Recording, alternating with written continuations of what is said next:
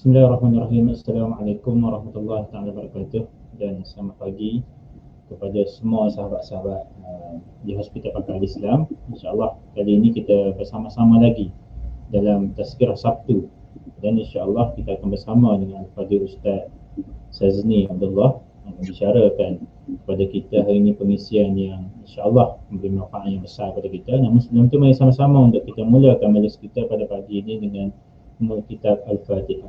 A'udzubillahi Bismillahirrahmanirrahim. Alhamdulillahirabbil alamin. Arrahmanirrahim. Maliki yaumiddin. Iyyaka na'budu wa iyyaka nasta'in. Ihdinas siratal mustaqim. Siratal ladzina an'amta 'alaihim ghairil maghdubi 'alaihim waladdallin. Amin. Alhamdulillah.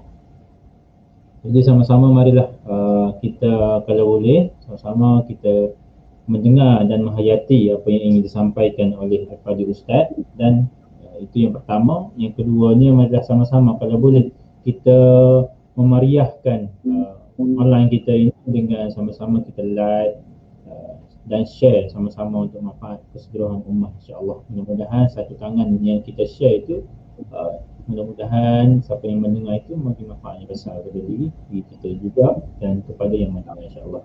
Tanpa berlengah masa, saya mempersilakan Al-Fadhil Ustaz. Falyatafaddal mashkur. Bismillahirrahmanirrahim. Assalamualaikum warahmatullahi wabarakatuh. Alhamdulillah, summa alhamdulillah. Alhamdulillahillazi nahmaduhu wa nasta'inuhu wa nastahdi nastaghfiruh. Wa na'udzu billahi min syururi anfusina wa min sayyiati a'malina.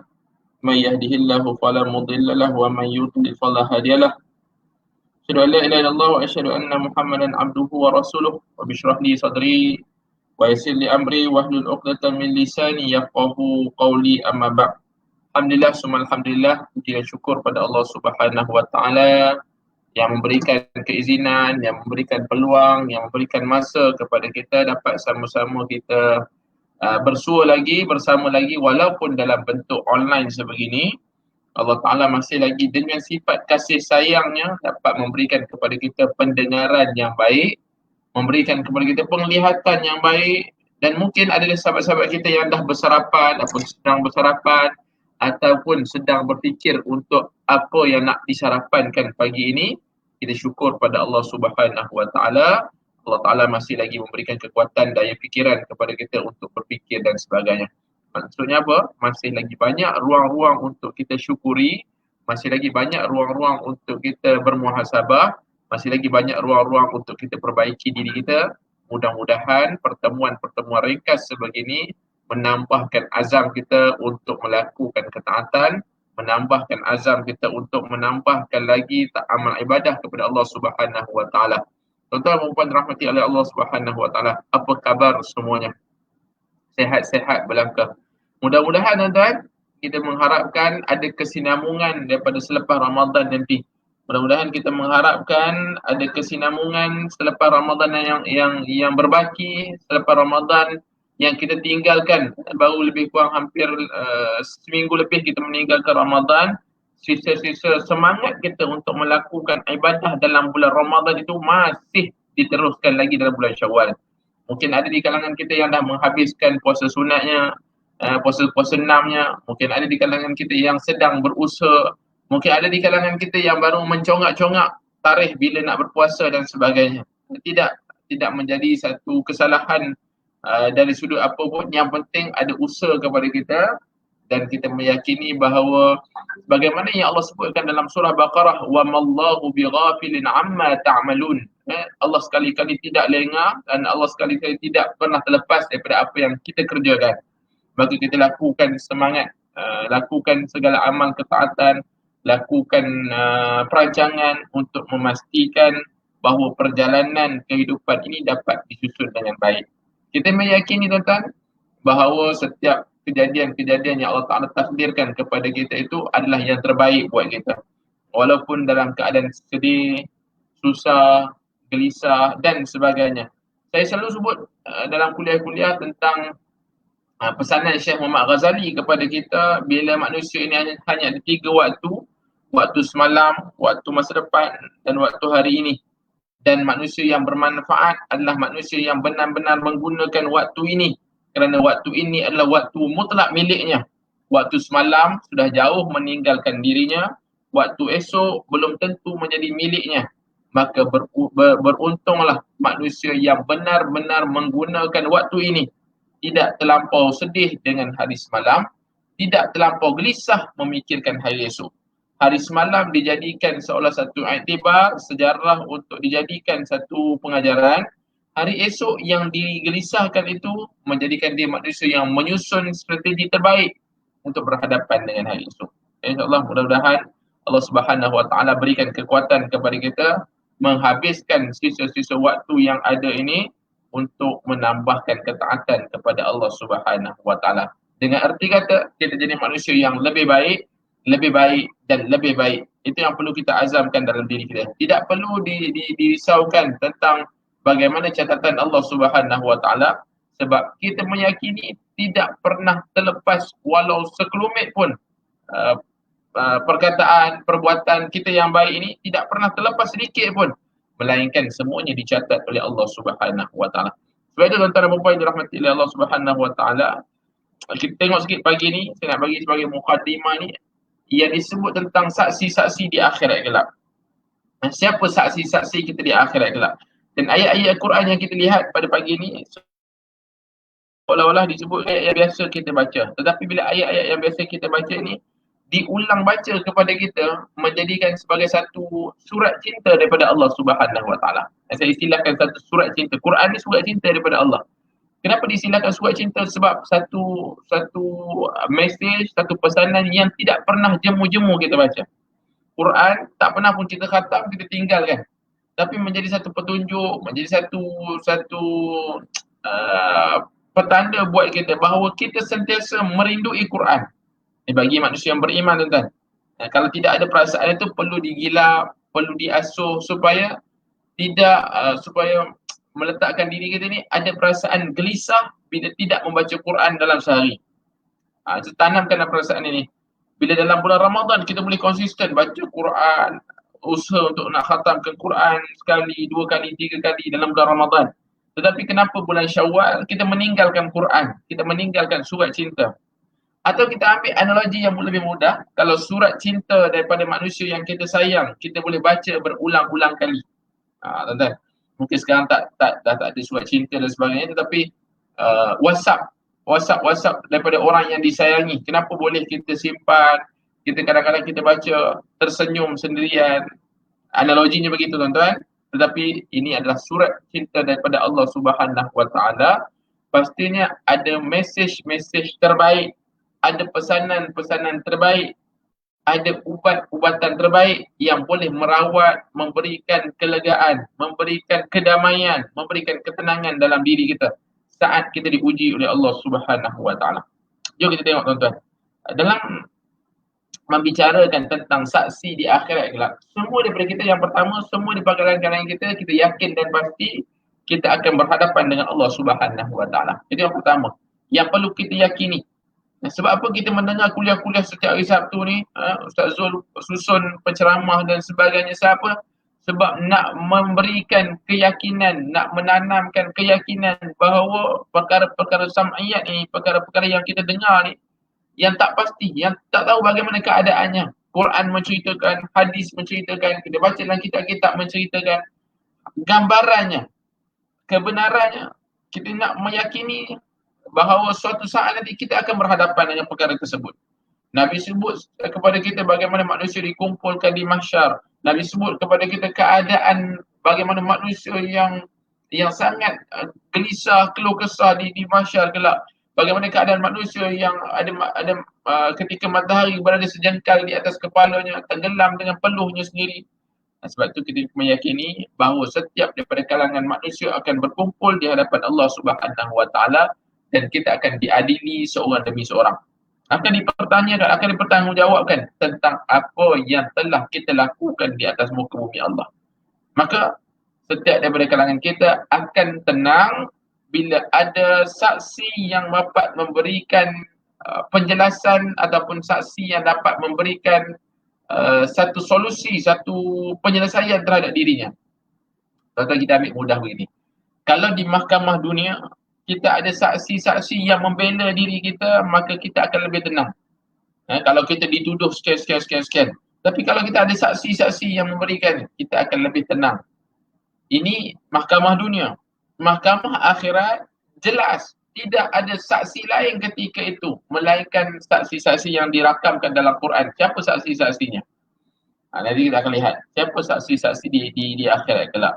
Sebab itu kita nak sekarang ini, sewaktu kita masih lagi bernyawa, sewaktu kita masih lagi hidup, kita sedang memposisikan saksi-saksi ini agar mereka-mereka ini bercakap, mereka-mereka ini memberikan penyaksian, mereka ini memberikan pembuktian yang menguntungkan kita di akhirat.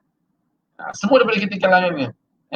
Sebab itu tuan-tuan, yang pertamanya jom kita tengok dulu. Surah Yasin, ayat yang selalu kita baca.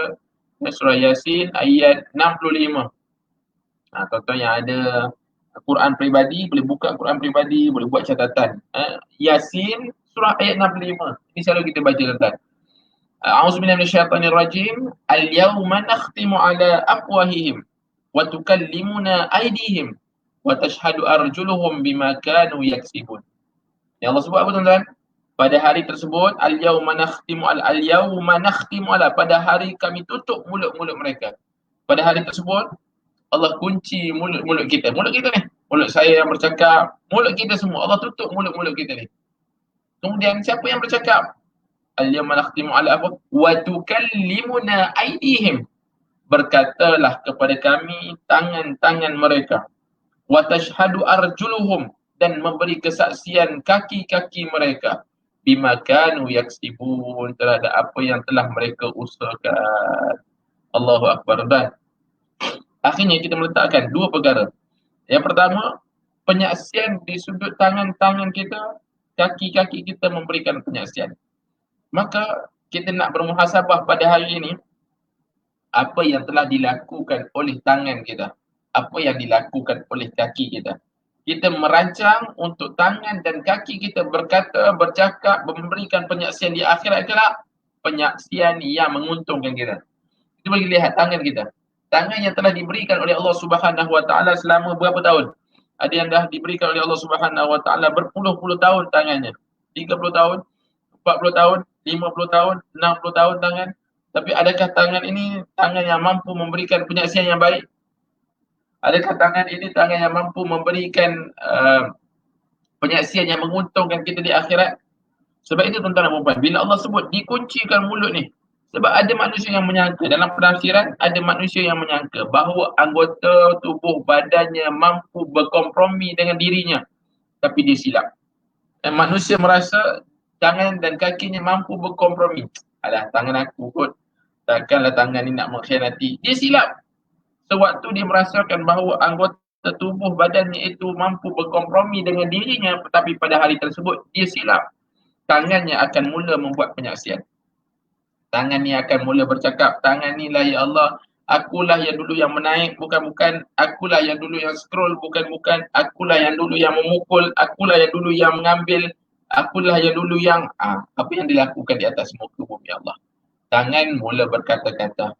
Saat mulut yang peta bercakap di atas muka bumi, saat mulut ini tidak mampu lagi membuat penyaksian, tidak mampu lagi menipu, tidak mampu lagi bercakap, kaki mula membuat penyaksian.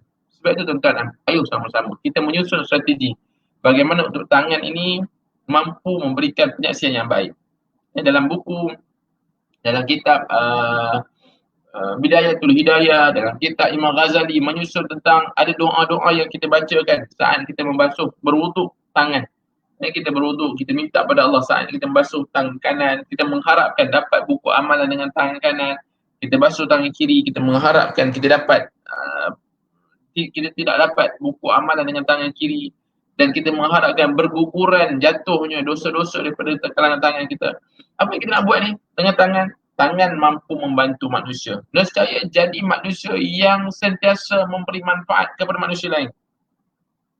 Ya Allah, biarkan tangan ini bercakap di akhirat kelak. Ya Allah, tangan akulah yang digunakan untuk mengangkat pesakit suatu ketika dulu. Tangan inilah yang menolak pesakit. Tangan inilah yang pergi tolong orang. Tangan inilah yang membuang sampah di jalanan. Tangan inilah yang menulis perkara-perkara baik. Tangan inilah yang menaik perkara-perkara baik. Tuan-tuan, kita masih lagi di mood ataupun di suasana saudara mara kita dihujani, diuji oleh Allah Subhanahu Wa Taala sekali lagi oleh rejim Zionis. Jadi apa tanggungjawab kita? Adakah kita mengatakan hanya memejamkan mata mengatakan biasa tu, bukan first time dia ni, bukan kali pertama dia orang kena serang. Adakah kita hanya mengulang-ulang ungkapan sebegitu atau bagaimana? Apa tindakan kita? Kalau yang dikatakan oleh Nabi SAW bahawa setiap Muslim itu merasakan seolah-olah satu tubuh badan sakit, maka akan ada tubuh badan yang lain yang turut merasainya. Bagaimana perasaan kita melihat Masjidil Aqsa dirobek sebegitu, diperlakukan sebegitu? Apa perasaan kita melihat saudara seagama kita diperlakukan sedemikian? Apa perasaan kita melihat saudara seagama kita, rumah mereka, bangunan mereka, masjid mereka dicerobohi? Sekurang-kurangnya lontaran doa dikeluarkan buat mereka. Sekurang-kurangnya ada perasaan benci, ada perasaan tidak senang, ada perasaan seolah-olah kita bersaudara. Maka selepas setiap kali solat ataupun setiap kali kita membaca kisah-kisah sebegitu, menimbulkan untuk kita berdoa buat mereka. Tuan-tuan dan puan yang dirahmati oleh Allah Subhanahu Wa Taala. Ya, kisah Al-Aqsa ataupun kisah rejim Zionis, kisah Gaza ini bukan kisah yang pertama kali. Tetapi bukan pertama kali ini menghasilkan apa tuan-tuan? Sekurang-kurangnya kita keluar topik sikitlah. Sekurang-kurangnya apa? Dengan berlakunya kisah-kisah di Gaza di penghujung Ramadan yang lalu, menyebabkan kita semakin seronok, semakin gembira untuk mentadabur ayat-ayat Allah berkaitan dengan Bani Israel. Maksudnya apa? Bila berlakunya kisah-kisah tersebut, menjadikan kita ni bukan hanya semangat di sudut sentimen. Kita marah, kawan kita marah, kita pun marah. Bila kawan kita tanya kenapa marah, dah marah. Tak tahu, tak faham asas kemarahan. Maka kemarahan perlu diletakkan di asas ilmunya. Tuan-tuan di hospital boleh tanya Ustaz Zul apa kisah yang sebenar, tanya Ustaz Aisyah apa kisah yang sebenar di Palestin, di Gaza dan sebagainya, untuk menambahkan ilmu kita. Siapa mereka ni, apa beza Yahudi dengan Israel, apa bezanya Zionis dan sebagainya, supaya kemarahan kita itu berada di mizan ilmu tu. Tidak hanya semangat sentimen semata-mata. Yang kedua, kita semakin semangat untuk memahami hadis-hadis fitan, hadis-hadis akhir zaman. Kenapa berlaku sedemikian? Ada yang mengambil seolah shortcut. Tak apa, dah nak kiamat dah ni. Adakah sekadar begitu? Kan? Adakah dia tak apalah, dah nak kiamat ni. Ini kalau Palestin menang pun nanti dekat sangat pula dengan kiamat. Dia pula cakap macam tu. Allah Akbar. Jadi cuba memahami hadis-hadis akhir zaman, hadis-hadis fitan, hadis-hadis yang dikatakan bagaimana sifat Yahudi dan sebagainya. Yang ketiganya, mula kita melihat sejarah-sejarah asal yang menyebabkan kita tahu sendiri. Jadi tidak keluarlah di Twitter, di media sosial seolah-olah tak payah berperang, baik pindah je. Ini ayat-ayat yang seolah-olah tidak tahu dasar asas ilmu. Kenapa mereka berperang? Adakah mereka berperang itu menurut hawa nafsu? Adakah mereka juga suka melakukan pembunuhan? Adakah Islam itu agama yang menyebarkan pembunuhan dan sebagainya? Jelas? Jadi, poinnya apa tuan-tuan? Saya sebut tadi ni. Ketika mulut dikunci, watukan limuna aidihim. Tangan mula bercakap, pastikan tangan ini melakukan kebaikan.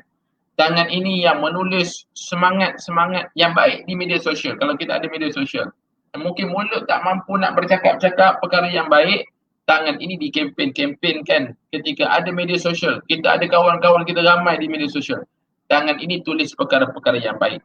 Tuan-tuan mudah kan? Tak perlu pun kita nak ambil ayat yang tinggi-tinggi. Kadang-kadang kalau kita kata, jom mulakan hari dengan Bismillahirrahmanirrahim. Berapa ramai sahabat-sahabat yang baca? Ataupun kalau kita jom kita sambil-sambil buat kerja, kita berselawat kepada Nabi SAW. Hari ini hari Jumaat. Berapa ramai kalangan yang membaca tulisan kita yang akhirnya mereka berselawat kepada Nabi SAW. Saham, kita tunggu dapat saham. Siapa yang buat tu? Diri kita yang buat. Tangan kita yang menaik. Maka tangan akan menjadi saksi. Ya Allah, tangan inilah yang menaik perkara-perkara yang baik. Tangan inilah yang mengangkat pesakit. Walaupun pesakit itu macam-macam. Tangan inilah yang membantu. Tangan inilah yang menolong. Tangan inilah yang membuang sampah. Tangan ini, biarkan tangan ini melakukan kebaikan. Seandainya ada perkara-perkara kezaliman yang nak dilakukan, perlu ditahan dahulu Sebab kita tahu bahawa tangan ini akan berbicara di hadapan Allah Rabbul Jalil. Jelas? Yang kedua apa? Al-yawma nakhtimu ala afwahihim wa tukallimuna aydihim wa tashhadu arjuluhum. Kaki mula bercakap. Allah. Kaki mula memberikan penyaksian. Ya Allah, kaki inilah yang dulu melangkah, pergi ke masjid, tengok-tengok masjid tutup, patah balik.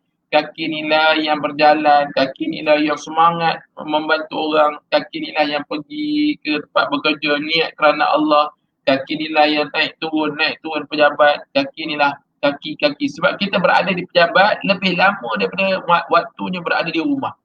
Ada yang duduk di pejabat 9 jam, 10 jam, 11 jam.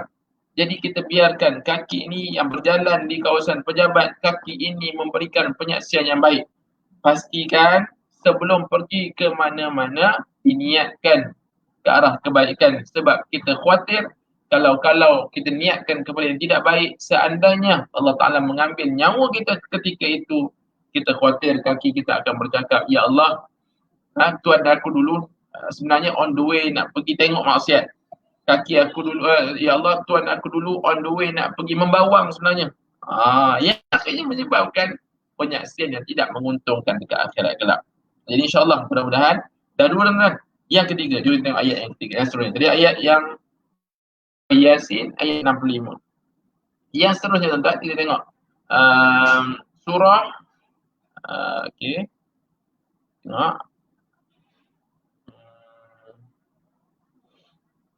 anggota badan baik dalam surah Allahumma salli ala Muhammad. Tuan-tuan, ketika mana kulit-kulit mula membuat penyaksian. Ketika mana kulit-kulit membuat penyaksian. Allahumma salli ala Muhammad. Saya tak ingat tuan-tuan. Terlepas pandang pula surahnya. Tapi nak disebutkan kepada kita, hatta kulit-kulit mula melakukan penyaksian. Kulit-kulit mula membuat penyaksian. Mata-mata mula membuat penyaksian. Lidah-lidah mula membuat penyaksian. Ketika mulut dikunci rapi, kulit-kulit mula membuat penyaksian. Maksudnya apa betul? Kita tidak terlepas daripada pandangan Allah Subhanahu Wa Taala. CCTV Allah Subhanahu Wa Taala yang sentiasa memantau. Hatta kulit-kulit melakukan penyaksian-penyaksian di hadapan Allah Rabbul Jalil. Mata-mata mula membuat penyaksian. Lidah-lidah mula bercakap tentang kebenaran. Maka kita nak susun. Ini tentang saksi yang pertama. Kalau saya bahagikan, ini saksi yang pertama. Saksi yang berkaitan dengan anggota badan. Jadi kita nak susun supaya anggota tubuh badan kita ni walaupun berada di hadapan Allah Subhanahu Wa Taala nanti mampu memberikan penyaksian yang baik. Jelas. Yang kedua tuan-tuan, tentang muka bumi Allah, tempat ibadah kita. Di mana kita berada, ia mampu menjadikan satu penyaksian kita di akhirat kelak.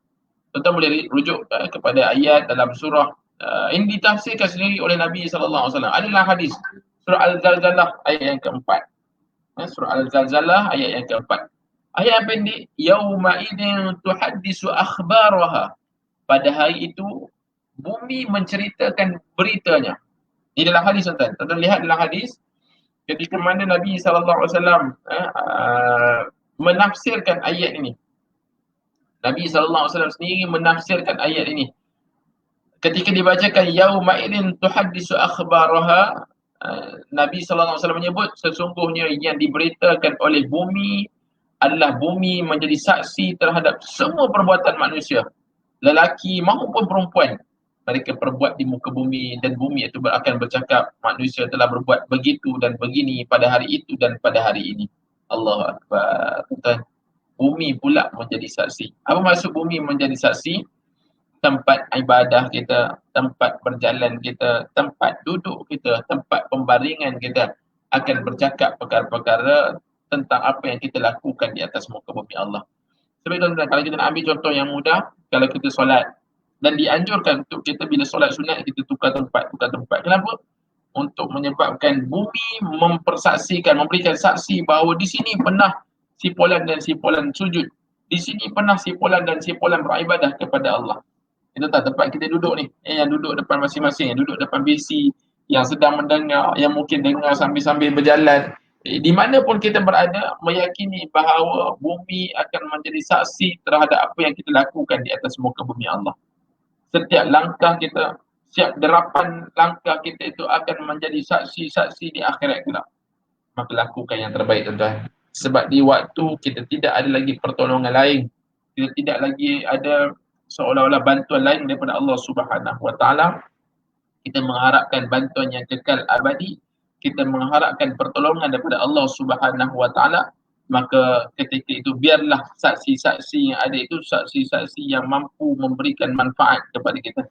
Saksi-saksi yang mampu memberikan ketenangan, saksi-saksi yang mampu memberikan kedamaian, saksi-saksi yang mampu memenangkan kita dekat akhirat kelak. Sebab itu, tuan-tuan, akhirnya kita mula meletakkan ada strategi yang terbaik dalam kehidupan kita. Ini disebut juga sebagai satu sebab seolah-olah apa tindakan kita selepas Ramadan.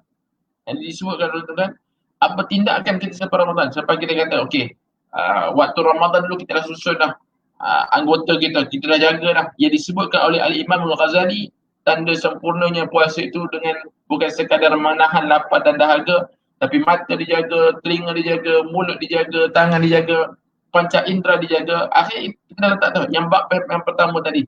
Maksudnya anggota badan kita ni mudah-mudahan insya-Allah akan memberikan penyaksian yang baik. Yang kedua, anggota di atas muka bumi. Bumi akan menjadikan penyaksian. Tempat inilah kami semayang dulu, ya Allah. Ya Allah, di atas sinilah dia semayang tarawih, sinilah dia solat witir, sinilah dia bermunajat. Adakah itu hanya pada bulan Ramadan? Tidak. Kita meyakini Ramadan bulan latihan kita untuk meletakkan 11 bulan berbaki yang ada ini tempat kita berpencak. Tempat kita secara realnya kita berhadapan dengan masyarakat dan sebagainya.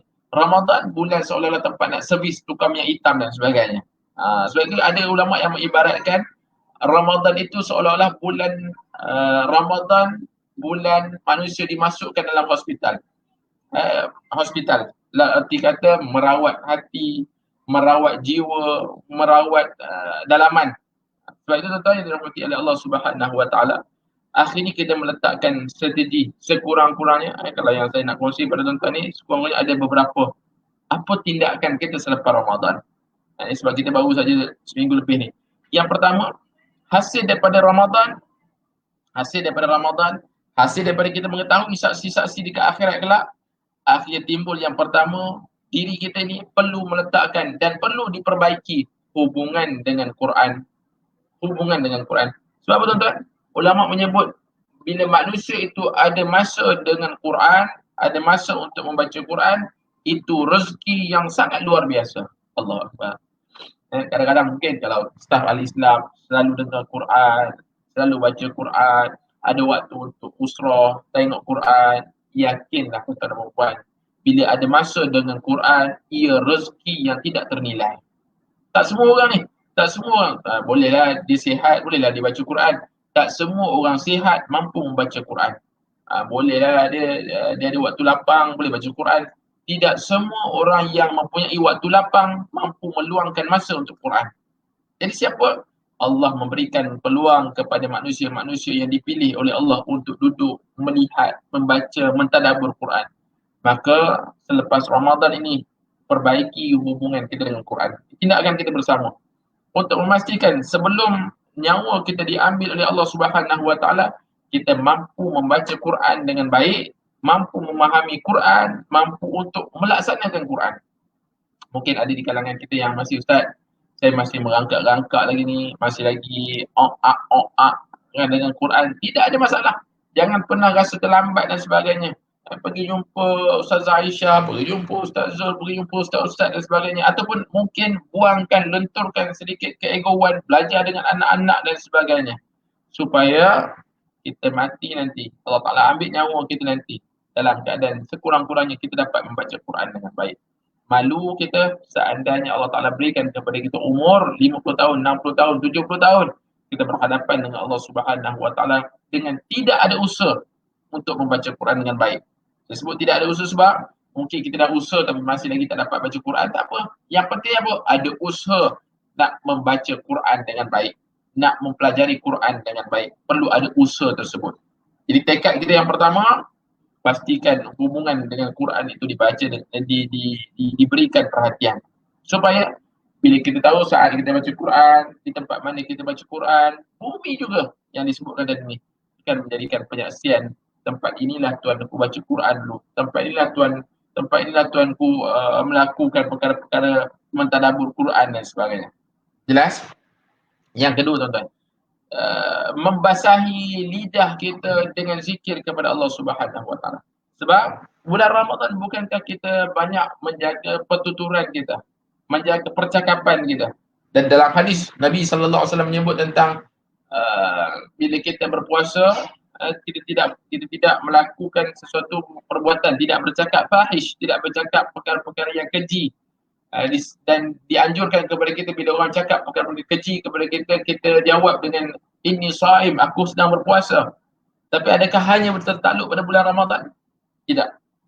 Sebab bulan Ramadan itu bulan latihan. Kita nak keluar daripada bulan Ramadan nanti, bila orang cakap benda-benda yang tidak baik pada kita, kita mampu menahan diri kita dengan kita berkata, aku di bawah pantauan Allah.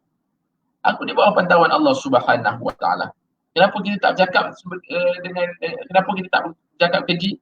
Kenapa kita tak bercakap sewenang-wenangnya? Kenapa kita tak bercakap perkara-perkara yang tidak sepatutnya? Sebab kita di bawah pantauan CCTV Allah Subhanahu Wa Taala. Maka tanam dalam perasaan kita, selepas Ramadan ni nak membasahi lidah dengan perkara yang menguntungkan. Saya kongsikan kepada tuan-tuan, sekurang-kurangnya untuk melazimi diri dengan istighfar kepada Allah. Kita ambil yang mudah tuan-tuan. So azam selepas Ramadan ni setiap hari 70 kali istighfar kepada Allah. Astagfirullahaladzim. Memohon keampunan kepada Allah Subhanahu Wa Taala. Ada ustaz bagi yang panjang sikit. Subhanallah wa bihamdihi. Subhanallahil azim. Ni yang Nabi sallallahu alaihi wasallam sebut, kalimatan khafifatan fil lisan, saqilatan fil mizan, habibatan ila rahman. Dua kalimah yang ringan di mulut, berat pada timbangan, disukai oleh Ar-Rahman. Subhanallah wa bihamdihi. Subhanallahil azim. Ni naik motor, naik kereta, berjalan kaki, on the way ke office, naik motor apa yang buat?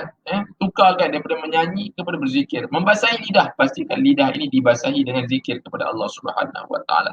Awak tak salah tuan-tuan nak berbicara, nak berbual, nak sembang dengan kawan-kawan. Sila tak ada masalah.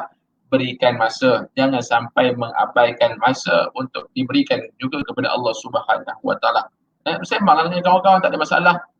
Bercakap, cerita tentang urusan anak-anak dan sebagainya. Tak ada masalah pun, tidak menjadi kesalahan pun. Tapi pastikan jangan sampai kita bercakap perkara-perkara yang keji yang mengundang kemurkaan Allah. Dahlah tidak berzikir dan sebagainya. Jadi resolusi daripada Ramadan, yang pertama tadi hubungan dengan Quran, yang keduanya membasahi lidah dengan zikir kepada Allah. Dan yang ketiga, ini yang penting juga ni. Sebab kita tengoklah saksi dekat akhirat sekian. Maka resolusi yang ketiga adalah jagalah hubungan dengan Allah. Ihfazillah yahfazka. Jaga hubungan dengan Allah, Allah akan menjaga kita. Allahu Akbar tuan. Bila apa maksud menjaga hubungan dengan Allah Subhanahu Wa Taala ni? Antara yang terbaik selepas Ramadan ini adalah menjaga kualiti solat kita. Saya sebut pada diri saya kempen kepada semua. Jom sama-sama kita perbaiki kualiti solat kita. Kita melihat kembali bacaan-bacaan. Kita melihat kembali, nak bagi gini, nak bagi tangan dan kaki memberikan penyaksian. Ya Allah, kaki ni dah dulu yang berdiri lama ni untuk mendirikan solat. Tangan inilah yang mendakap, yang mentakbir, yang tangan inilah yang solat ya Allah. Mulut inilah, mata inilah yang menatap ke tempat sujud. Dahi inilah yang sujud di tikar sejadah. Allahu Akbar. Jom sama-sama kita perbaiki kualiti solat kita. Kita perbaiki kualiti solat kita agar kualiti solat kita semakin hari semakin baik, semakin hari semakin baik selepas Ramadan ni. Dan memperjuangkan diri kita untuk mendapatkan kekhusyukan solat. Berjuang sehabis-habisnya untuk mendapatkan kekhusyukan solat. Ini hubungan yang baik dengan Allah Subhanahu Wa Taala. Bila kita tahu manusia yang menjaga hubungan dengan Allah Subhanahu Wa Taala, Allah akan menjaganya. Apa maksud Allah akan menjaganya? Urusan dirinya, urusan keturunannya, urusan hartanya akan menyebabkan di bawah perlindungan Allah Subhanahu Wa Taala. Allahu Akbar. Bila kita tengok ni, boleh buat tak boleh buat? Mudah-mudahan Allah beri kekuatan kepada kita. Dan yang akhir sekali, bila sebut tentang memberikan ataupun berazam untuk menjadikan saksi-saksi akhirat yang baik ini, nak tak nak antara resolusi selepas Ramadan adalah kita perlu berkorban. Nak tak nak kita perlu berkorban. Nak korban apa ni? Korban 3 benda. Korban masa, korban tenaga, korban harta. Korban masa, korban harta, korban tenaga. Korban masa untuk apa ni? Korban masa, korbankan masa untuk melakukan ketaatan kepada Allah Subhanahu Wa Taala. Berikan masa kita agar kepada Allah Subhanahu Wa Taala. Bangun malam, baca Quran. Bukankah semua itu melibatkan masa? Ada orang kata, tak sempat lah Ustaz, 24 jam tak sempat lah nak baca Quran. Bila lah nak baca Quran, tak sempat dah ni. Korbankan masa. Mungkin bangun lebih awal untuk baca Quran. Susun masa, mungkin selepas maghrib dibaca Quran. Tambah-tambah sekarang tuan, bila masjid tak boleh masuk dan sebagainya, ada kekangan dan sebagainya, mungkin ada lebih masa. Korbankan masa itu untuk kita melakukan ketaatan. Korban masa untuk mendengar perkara-perkara yang baik. Korbankan masa. Korbankan masa. Sebab bila kita korbankan masa, nak jadi baik tak? Kena berkorban. Nak jadi baik, kena berkorban. Nak masuk syurga, kena berkorban. Nak dapatkan sesuatu, kena berkorban. Korbankan masa kita untuk melakukan ketaatan. Yang kedua, korban tenaga kita. Kena korban tenaga kita. Tuan-tuan, nak mendapatkan sesuatu yang baik, yang diredai oleh Allah Subhanahu Wa Taala, kita memerlukan korban tenaga kita. Sebagaimana kita semangat dalam bulan Ramadan dulu untuk solat tarawih 20 rakaat, 23 rakaat, 8 rakaat dan sebagainya. Tetapi semua itu bukan hanya didasari dengan tenaga semata-mata. Kalau kita kata bolehlah dia semayang 23 sebab badan dia sihat lagi, badan dia kuat lagi, tidak.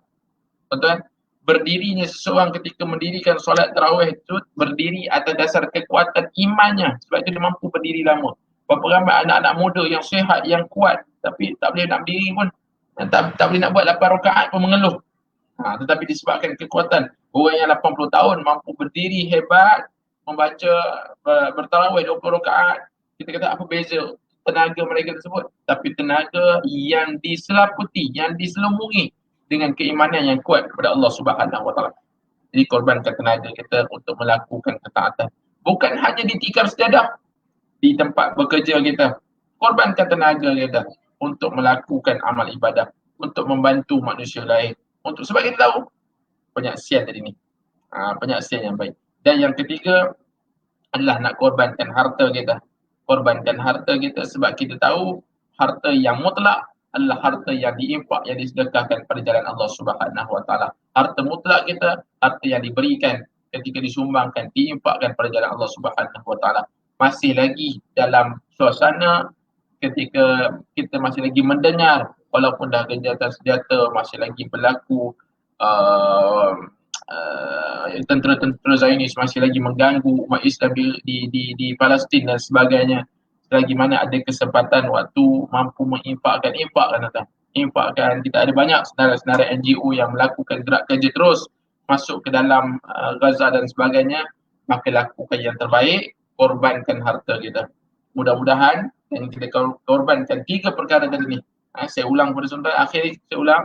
Apa resolusi kita selepas Ramadan ini untuk memastikan saksi kita yang baik di akhirat kelak, untuk kita perbaiki hubungan kita dengan Quran, untuk kita membasahi lidah kita dengan zikir kepada Allah Subhanahu Wa Taala, untuk kita menjaga hak Allah. Allah Taala akan jaga hak kita, yakni solat, perbaiki kualiti solat.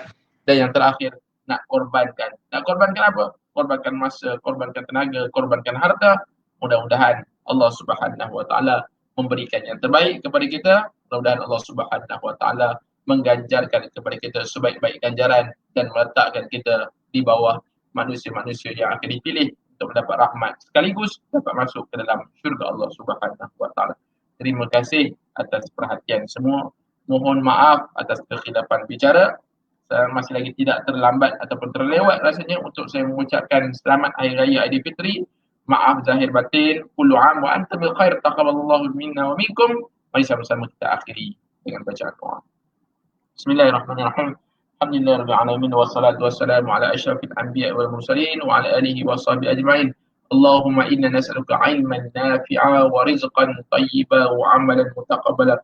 Allahumma inna nas'aluka 'ilman nafi'an wa rizqan thayyiban wa 'amalan mutaqabbala. Allahumma inna nas'aluka 'ilman nafi'an wa rizqan thayyiban wa 'amalan mutaqabbala. Allahumma ya Allah, pagi ini kami tak ada tangan menghadapmu ya Allah. Pagi ini kami dengar tazkirah ya Allah. Ya Allah, pandanglah wajah-wajah kami ini, ya Allah. Pandanglah wajah-wajah kami ini, ya Allah. Pandanglah wajah-wajah kami yang masih mengulang-ulang dosa yang sama, ya Allah. Kami mohon keampunan kepada-Mu, ya Allah.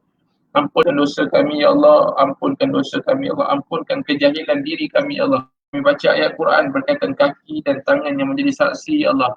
Tentang kulit yang akan menjadi saksi, ya Allah. Berikan peluang, berikan kekuatan kepada tangan, kaki, kulit, anggota tubuh badan kami untuk menjadi saksi-saksi yang baik di akhirat nanti, ya Allah. Berikan kaki, tangan, kulit menjadi saksi yang menguntungkan kami di akhirat kelak, ya Allah. Dosa saksi-saksi kami, ya Allah. Ampunkan dosa saksi-saksi kami, ya Allah. Ya Allah, buangkanlah dosa-dosa saksi-saksi kami yang menyebabkan kami akan terjerumus masuk dalam kancah api neraka-Mu, ya Allah. Ya Allah, ampun dosa kami, ampun dosa ibu ayah kami, ampun dosa sahabat-sahabat kami, beri kekuatan kepada kami untuk kami meneruskan sisa-sisa kehidupan dalam keadaan ketaatan kepada-Mu, ya Allah. Ya Allah, kadang-kadang kami susah, kami gelisah, kami resah, tenangkan hati kami, ya Allah. Kadang-kadang kami susah, kuatkan diri kami, ya Allah. Kadang-kadang kami sakit, sembuhkan kami, ya Allah. Kaulah yang memberikan kekuatan kepada kami, Kaulah yang memberikan penenang kepada kami, Kaulah yang maha memerhatikan diri kami. Ya Allah, berikan yang terbaik kepada kami, ya Allah. Berikanlah yang terbaik kepada tempat bekerja kami, ya Allah. Jadikan tempat bekerja kami ladang untuk kami melakukan amal ketaatan sekaligus menjadi ladang akhirat kami yang menguntungkan, ya Allah. Jadikan tempat bekerja kami tempat yang dapat menguntungkan kami di akhirat kelak, ya Allah. Jadikan tempat bekerja kami tempat yang akhirnya menguntungkan kami di akhirat kelak, ya Allah. Rabbana taqabbal minna du'ana wa hajatana. Wa sallallahu alaihi wasallam Muhammad wa ala alihi wa sahbihi ajma'in. Walhamdulillahirabbil alamin. Assalamualaikum warahmatullahi wabarakatuh. Saya serahkan semula kepada Ustaz Zul. Waalaikumsalam warahmatullahi wabarakatuh. Terima kasih kepada Ustaz Sazmi di atas kupasan yang menarik pada pagi ini. Alhamdulillah, mudah-mudahan kita mengambil manfaatnya. Dan rasa sampai situ sahaja untuk kuliah Sabtu kita pada pagi ini.